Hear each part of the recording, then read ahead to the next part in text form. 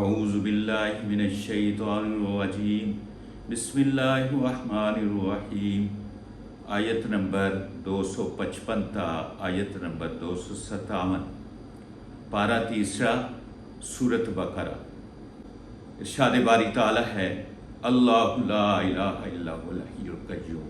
اللہ اس میں ذات ہے جس میں جامع کمالات ہوں اور لامحدود ہوں، اور ہر قسم کا عیب نقص جس ہستی میں نہ ہو اس کو اللہ کہتے ہیں۔ لا الہ الا ہو، کوئی عبادت کے لائق نہیں۔ عبادت اس کو کہتے ہیں جس کا فیصلہ دل کرے کہ میں یہ کام عبادت سمجھ کے کر رہا ہوں، اور عبادت صرف اللہ ہی کے لیے ہے۔ عبادت خاصہ اللہ کا ہے، اللہ کے سوا کوئی نبی ولی، کوئی پیر فقیر، کوئی جنات، کوئی فرشتہ، کوئی چاند سورج، کوئی شجر و حجر، کوئی عبادت کے لائق نہیں الا ہو، مگر اللہ عبادت کے لائق ہے۔ لا الہ، کوئی عبادت کے لائق نہیں الا ہو،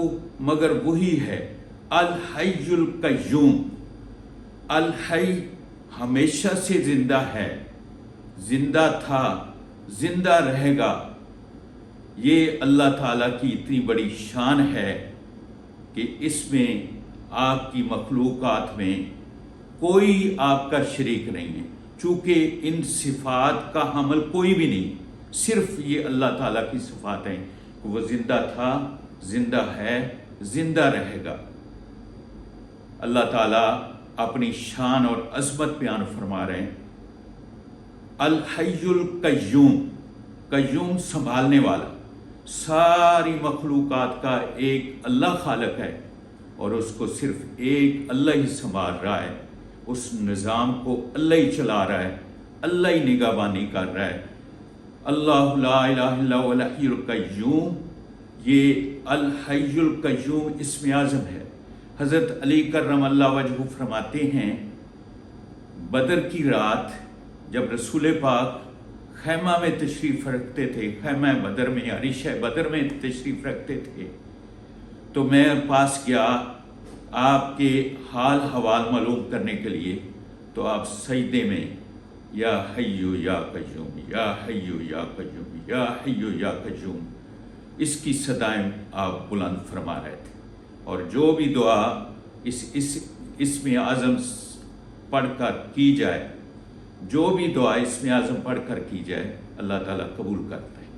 لا تأخذہ سنۃ ولا نوم، اللہ تعالیٰ کی ذات ایسی ہے کہ اس کو اونگ نہیں آتی۔ اونگ جو نیند سے پہلے کچھ نیند کے آثار ہوتے، سنۃ ولا نوم، نہ ہی نیند آتی۔ اللہ نیند سے پاک ہے، اللہ اونگ سے پاک ہے۔ لہ ما فی السماوات و ما فی الارض، اس کا ہے جو کچھ زمین میں ہے، جو کچھ آسمانوں میں ہے، سب اس کا ہے۔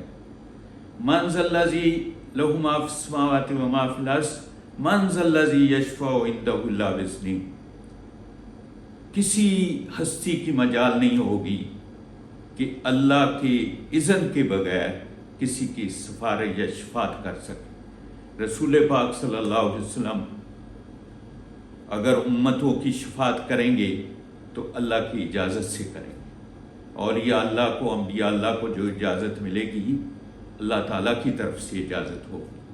اللہ تعالیٰ کی اجازت کے بغیر بھلا مجال ہے کسی کی کہ کوئی کسی کے بارے میں اللہ کے دربار میں سفارش کرے، جیسا کہ مشرکین کا دعویٰ تھا کہ ہم انبیاء اولیاء اللہ کی اولاد ہیں، ہم کوئی بھی نیک کام نہ کریں، ہم شرک کرتے جائیں، اللہ کی نافرمانی بغاوت کرتے جائیں، وہ ہمیں بچا لیں گے، وہ ہماری سفارشی بن جائیں گے، وہ ہمیں نجات دے دیں گے۔ اسی طرح حضرت عیسیٰ علیہ السلام کے بارے میں بھی، حضرت موسیٰ علیہ السلام کے بارے میں جن کے نظریات ہیں، وہ اس وقت ہیں جب اللہ اجازت دے گے، لا باذنہ۔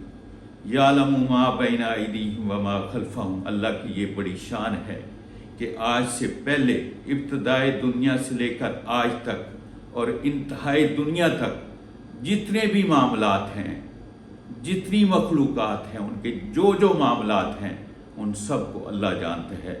ولا یحیطون بشیء من علمہ الا بما شاء، اللہ تعالیٰ کے علم کا احاطہ کوئی شے نہیں کر سکتی، چونکہ اس کا علم لامحدود ہے۔ اور اللہ نے جو جس ہستی کو بھی علم دیا ہے الا بما شاء، وہ اتنا دیا ہے جو محدود ہے۔ اللہ تعالیٰ نے مخلوقات میں جس کو علم دیا ہے وہ محدود ہے، اور اللہ کا علم لامحدود ہے۔ چونٹیوں کو بھی اللہ نے علم دیا ہے، محدود دیا ہے، اور جنات کو علم دیا ہے، محدود دیا ہے، انسانوں کو دیا ہے، محدود دیا ہے۔ تو ولا یحیطون بشیء من علمہ الا بما شاء وسع کرسیہ السماوات والارض۔ اس کی کرسی، اگر ہم اس کا لفظ کا وہی معنی مراد لیں جو قرآن سے سمجھ آ رہا ہے تو یہاں کرسی ہی مراد ہے، اور مفسرین کہتے ہیں کرسی ہی یہاں مطلب لینا چاہیے۔ اس کی کرسی ساتوں زمینوں اور ساتوں آسمان سے بڑی ہے، اور اللہ کا عرش اس سے بڑا ہے۔ لیکن کرسی کس طرح کی ہے اس بارے میں ہمیں کوئی علم نہیں ہے۔ وہ اس کی شیان شان کے لائق ہے، اور وہ جانتا ہے، کرسی بنانے والا جانتا ہے۔ ہمیں اس جستجو میں پڑھنے کی اجازت نہیں ہے۔ اور دوسرا مطلب کرسی کا یہ ہے کہ حکومت، ہر شے پر، زمین و آسمان پر اور زمین و آسمان میں جو کچھ ہے اس پر حکم اللہ کا چلتا ہے۔ وسع کرسی السماوات والارض ولا یؤودہ حفظہما وہو العلی العظیم۔ اور اتنی مخلوقات جو گنے تو گن نہیں سکتے اللہ نے پیدا کی ہے، اور اس کے نظام ہیں، ایک مخلوق کا نظام ہم اگر اس کی جستجو میں پڑ جائیں تو زندگیاں گزر جائیں گی، لیکن اس کے نظام کا کو پتہ نہیں لگا سکیں گے۔ اللہ کے علم میں یہ سارے نظام، تو مخلوقات کو سنبھالنا اور پالنا اور اس کے نظام کو چلانا یہ صرف اور صرف اللہ کی شان ہے۔ اور اللہ تعالیٰ نے یہاں یہ واضح فرما دیا کہ اتنی بڑی طاقت کا مالک ولا یؤودہ حفظہما وہو العلی العظیم کہ اس کو یہ چیزیں تھکاتی نہیں ہیں۔ کیوں؟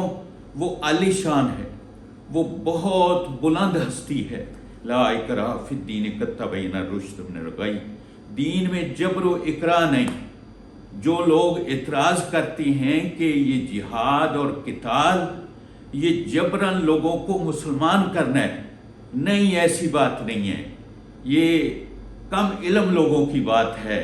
جہاد اور قتال صرف اور صرف فساد دور کرنے کے لیے میدان میں آیا ہے، اور فساد وَيَسْعُونَ فِي الْأَرْضِ فَسَادًا، جو لوگ زمین میں فساد پیدا کرتے ہیں اور اللہ کی مخلوق کے لیے شر پیدا کرتے ہیں، اللہ تعالیٰ ایسے لوگوں کو پسند نہیں کرتا ہے، اور اللہ تعالیٰ ایسے لوگوں کو اپنے اچھے بندوں کے ذریعے ختم کرتا ہے تاکہ دھرتی پر رہنے والے امن اور سکون کی زندگی گزاریں اور امن اور سکون سے رہیں، اور دھرتی امن اور سکون کا گہوارہ بن جائے۔ قد تبین الرشد من الغی، اس لیے جبر و اکراہ نہیں کہ ہدایت بھی واضح ہو گئی اور جہالت بھی واضح ہو گئی۔ قد تبین الرشد من الغی فمن یکفر بالطاغوت ویؤمن باللہ فقد استمسک بالعروۃ الوثقی، جو شخص طاغوت کا انکار کرے، طاغوت کس کو کہتے ہیں؟ جو اللہ کا باغی ہو، اللہ کا نافرمان ہو، اور اللہ کی بغاوت پہ وہ متکبرانہ انداز میں اس پہ ناز کرتا ہو، اس کو طاغوت کہتے ہیں۔ اور طاغوتی طاقتیں یہ انسانوں میں بھی ہیں اور شیطانوں میں بھی ہیں، جنات میں بھی ہیں اور انسانوں میں بھی۔ جو بھی اللہ کا نافرمان ہے جنات میں وہ طاغوت ہے، جو انسانوں میں نافرمان ہے اللہ کا باغی ہے، اللہ تعالیٰ کے احکام کا انکار کرتا ہے اور اس کا مذاق اڑاتا ہے، انسانوں میں بھی ایسے طاغوت ہیں۔ تو جس نے طاغوت کا انکار کیا اور صدق کے دل سے ویؤمن باللہ، اللہ پر ایمان لایا، تو ایسے شخص کے لیے خوشخبری ہے، فقد استمسک بالعروۃ الوثقی، اس نے ایک ایسی زنجیر کو پکڑ لیا کہ زنجیر کے ساتھ جیسے حلقہ ہوتا ہے، اس حلقے میں اس نے اپنے ہاتھ ڈال دیے، اور اوپر اس کو سنبھالنے والی بڑی ذات ہے، تو وہ ذات سنبھال بھی رہی ہے اور اس کو مضبوط اعصاب بھی دے رہی ہے، مضبوط اسباب بھی دے رہی ہے۔ تو اس نے جیسے مضبوطی سے پکڑا ہے، اب اس سے کوئی چھڑا نہیں سکتا۔ اس طرح اس نے اسلام جب دل سے قبول کیا ہے، اب اللہ تعالیٰ کی ذات مسلمان کے ساتھ ہوگی اور اس کو کوئی زیر نہیں کر سکے گا۔ فقد استمسک بالعروۃ الوثقی لا انفصام لها واللہ سمیع علیم۔ یہ اللہ سے بندے کا رشتہ ایسا مضبوط ہو جاتا ہے کہ یہ پھر قیامت تک نہیں ٹوٹتا ہے۔ اللہ سننے والا ہے، جاننے والا ہے۔ اللہ ولی الذین آمنوا یخرجهم من الظلمات الی النور۔ اللہ ولی ہے، اللہ دوست ہے، اللہ کارساز ہے ایمان والوں کا، کہ ان پر یہ اپنی رحمت کرتا ہے کہ ظلمات سے نکال کر نور کی طرف لے جاتا ہے، گمراہی سے نکال کر ہدایت نصیب فرماتا ہے، اور اپنی اطاعت نصیب فرماتا ہے، اپنے نبی کی اطاعت نصیب فرماتا ہے۔ اللہ ولی الذین آمنوا یخرجهم من الظلمات الی النور والذین کفروا اولیاءهم الطاغوت۔ وہ جو کافر ہوئے اور وہ طاغوت کو سب کچھ سمجھتے ہیں، اللہ کے نافرمانوں کے پیروکار بنتے ہیں، ان کی مدد لیتے ہیں، ان کو سہارا سمجھتے ہیں اور ان کو سایہ سمجھتے ہیں، ایسے لوگوں کے بارے میں اللہ نے فرمایا کہ وہ خود بھی جہالت کے گھٹا ٹوپ اندھیروں میں ڈوبے ہوئے ہیں، اندھیروں میں ڈوبے ہوئے ہیں، اور اپنے فالورز کو بھی اندھیروں میں لے جا کر ڈبو دیتے ہیں، اور اللہ تعالیٰ ایسے لوگوں کو دھمکی دے رہے ہیں۔